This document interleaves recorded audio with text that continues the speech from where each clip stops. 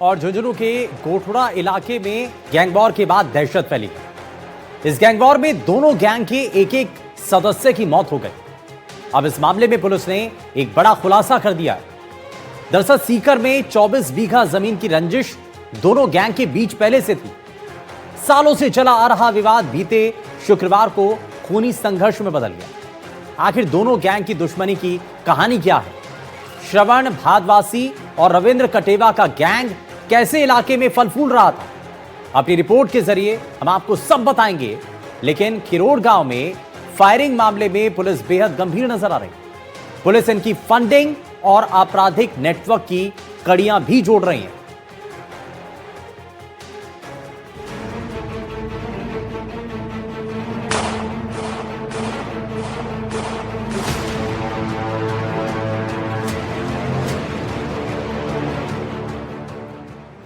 झुंझुनू जिले के गोठड़ा इलाके में शुक्रवार को हुई गैंग वॉर की घटना के बाद ग्रामीणों में भय और तनाव का माहौल बना हुआ है। खिरोड़ गांव के केमरी की ढाणी से शुरू हुई गोलीबारी तुर्कानी जोहड़ी तक चली, जहां एक हिस्ट्री शीटर की मौत के बाद फायरिंग थमी।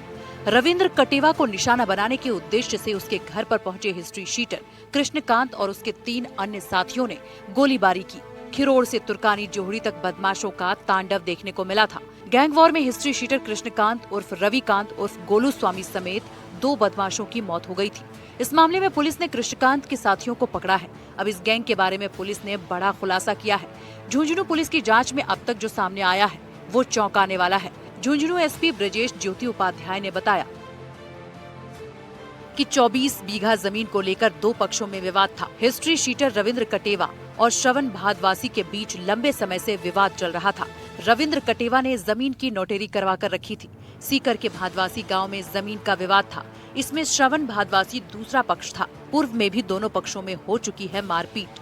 विवाद तब और बढ़ा जब रविंद्र कटेवा ने दूसरे पक्ष के साथी पर हमला कर दिया। विवाद की आग तब और भड़की जब रविंद्र कटेवा ने श्रवण के साथी सुरेश पर जानलेवा हमला कर दिया। बाद में दोनों पक्षों में राजीनामा भी हुआ, लेकिन जमीन श्रवण के नाम नहीं हुई। इसी रंजिश में श्रवण ने 4 बदमाशों को सुपारी देकर रविंद्र कटेवा की हत्या के लिए भेज दिया। खिरोड़ गांव में हुई इस गैंग वॉर में दोनों पक्षों में से एक शख्स की मौत हो गई। दोनों पक्षों में एक शख्स की मौत हो गई। हिस्ट्री शीटर कृष्णकांत उर्फ रविकांत उर्फ गोलू स्वामी की मौत हो गई। रविंद्र कटेवा का साथी सुनील सुंडा की भी मौत हो गई। पुलिस ने दोनों गैंग के 10 बदमाशों को राउंड अप किया है।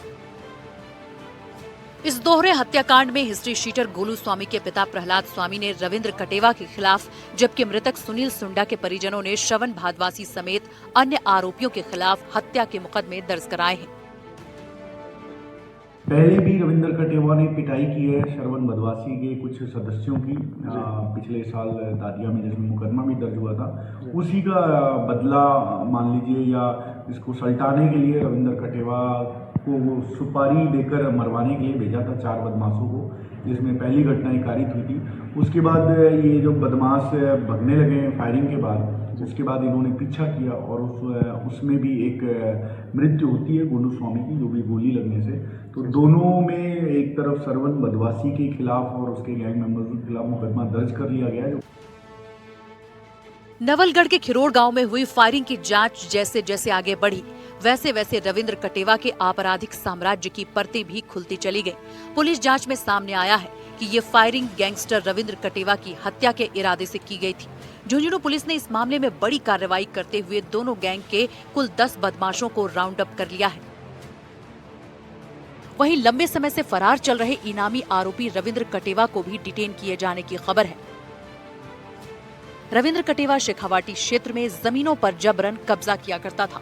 जमीन विवादों में मारपीट किया करता था। जानलेवा हमलों के लिए कुख्यात माना जाता है। खिरोड़ गांव में कटेवा ने साल 2023 में बनाया अपना गैंग। पैसों का लालच देकर 100 से 150 सदस्यों को जोड़ा। सूत्रों के मुताबिक कथित राजनीतिक संरक्षण के चलते उसका प्रभाव लगातार बढ़ता गया और उसने सीकर और झुंझुनू में कई आपराधिक वारदातों को अंजाम दिया।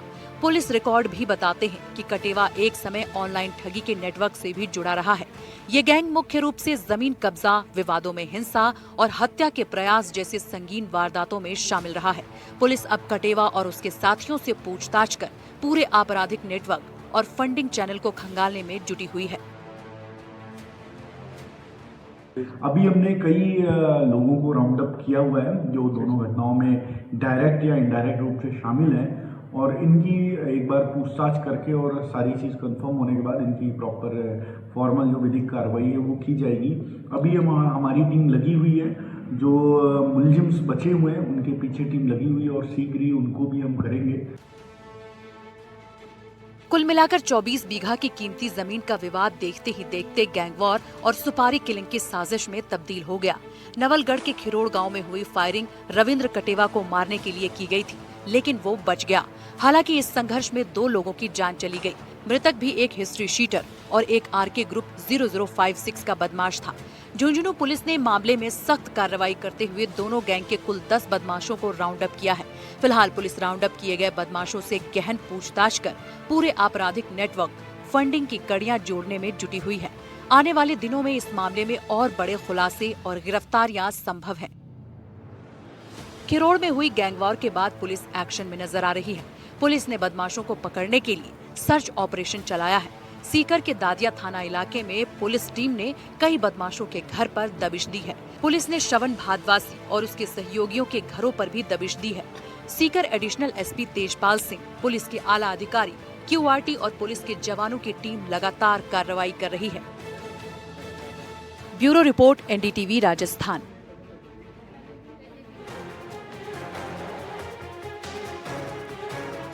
तो कैसे हिस्ट्री शीटर का जो नेटवर्क है उसके बारे में खुलासा हुआ और कैसे पुलिस के द्वारा दबिश दी गई है, वो सारी जानकारी हमने आप तक पहुंचाई है। अब इसमें जो जानकारी मिल रही है वो ये कि कागजात मिले हैं, कुछ महत्वपूर्ण दस्तावेज मिले हैं। अब उन तक भी पुलिस पहुंच रही है और कड़ियां आपस में जुड़ रही है। वहीं धौलपुर में पुलिस और ग्रामीणों के बीच हुई झड़प का एक वीडियो सोशल मीडिया पर तेजी से वायरल हो रहा है। यह घटना कंचनपुर थाना क्षेत्र के पंजीपुरा गांव की बताई जा रही है, जहां अवैध शराब के धंधे में शामिल एक आरोपी को पकड़ने गई पुलिस की टीम को घर की महिलाओं और ग्रामीणों के भारी विरोध का सामना करना पड़ा। अब आप ये जानिए कि अगर कोई माफिया है और उस पर कार्रवाई करने के लिए पुलिस की टीम पहुंच रही है, तो परिवार के लोग वहां पर उसको बचाने के लिए खड़े हो जाते हैं। पुलिस के ऊपर पथराव तक कर दिया जाता है। आखिर ये सब कुछ कहां पर हुआ है, क्यों किया गया, जरा वो आपको दिखाते हैं। ऐसे घर में नहीं घुस सकते, नहीं ऐसे घर में नहीं घुस सकते आप। धौलपुर में पुलिस और ग्रामीणों के बीच हुई झड़प का एक वीडियो सोशल मीडिया पर वायरल हो रहा है।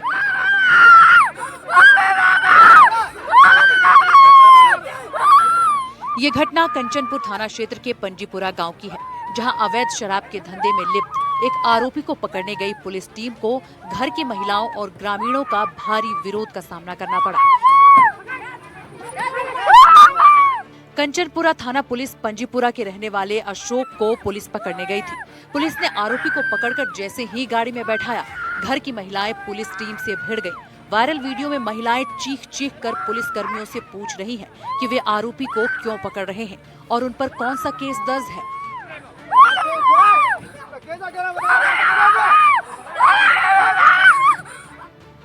महिलाओं के विरोध के बीच बड़ी संख्या में ग्रामीण इकट्ठा हो गए। उन्होंने एकजुट होकर पुलिस की कार्रवाई में बाधा डाली और आरोपी को पुलिस के चंगुल से छुड़ा लिया। इस दौरान पुलिस मूक दर्शक बनी रही। कंचनपुर थाना प्रभारी रामकिशन यादव ने घटना की पुष्टि करते हुए बताया कि आरोपी अशोक अवैध शराब के कारोबार में लिप्त है। पुलिस उसे पकड़ने गई थी, लेकिन आरोपी के परिजनों और ग्रामीणों ने उसे छुड़ा लिया। इस पूरे घटनाक्रम का वीडियो अब तेजी से वायरल हो रहा है, जिसने पुलिस की कार्रवाई पर सवाल खड़े कर दिए हैं। पुलिस ने आरोपियों की पहचान कर मुकदमा दर्ज कर लिया है।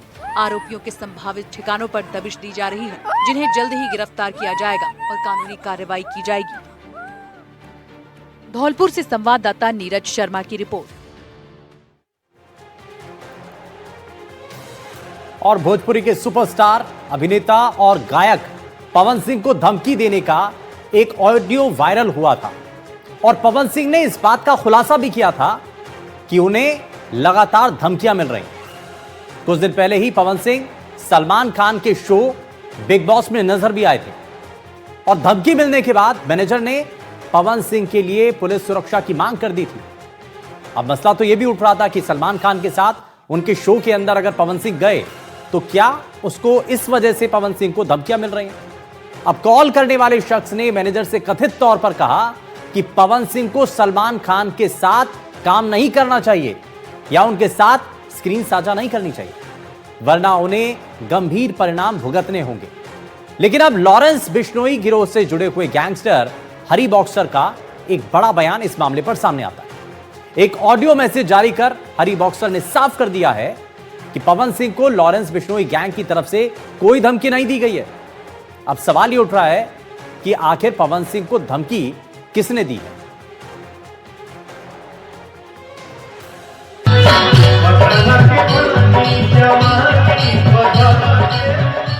कुछ दिनों पहले भोजपुरी एक्टर और सिंगर पवन सिंह को कुछ अज्ञात लोगों से धमकी मिली थी।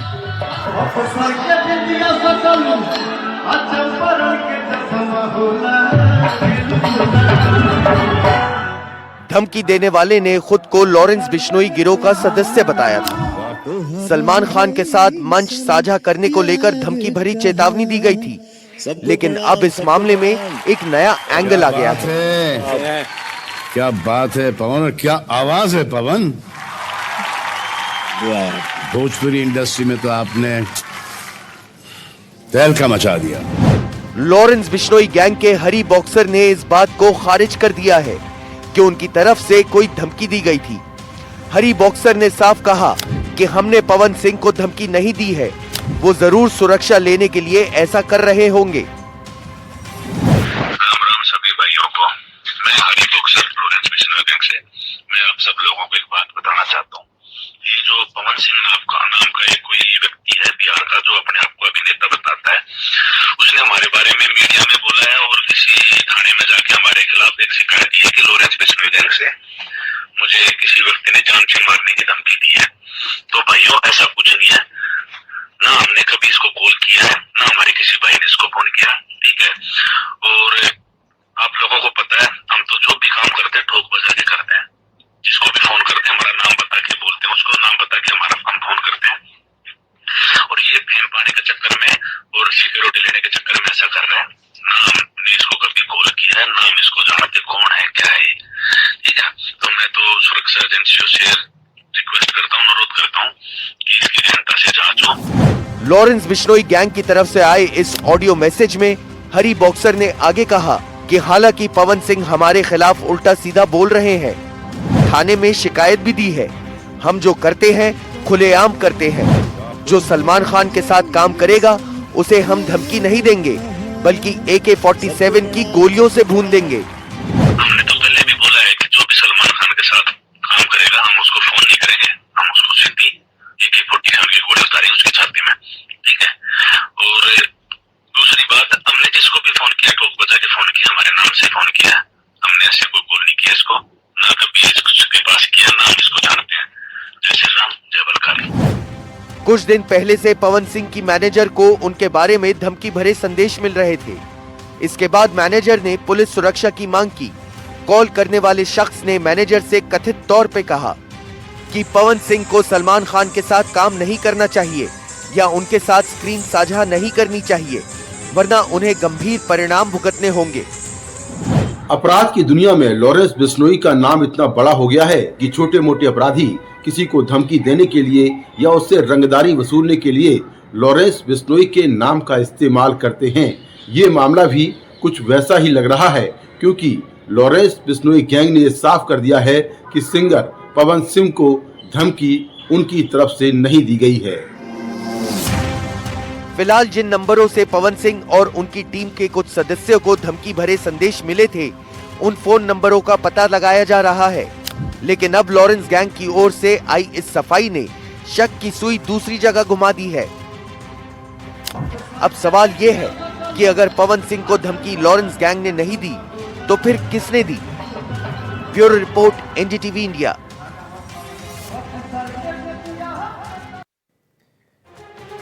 हमारी खास पेशकश में फिलहाल के लिए बस इतना ही, लेकिन तमाम बड़ी खबरों को जानने के लिए आप बने रहिए NDTV राजस्थान के साथ। नमस्कार।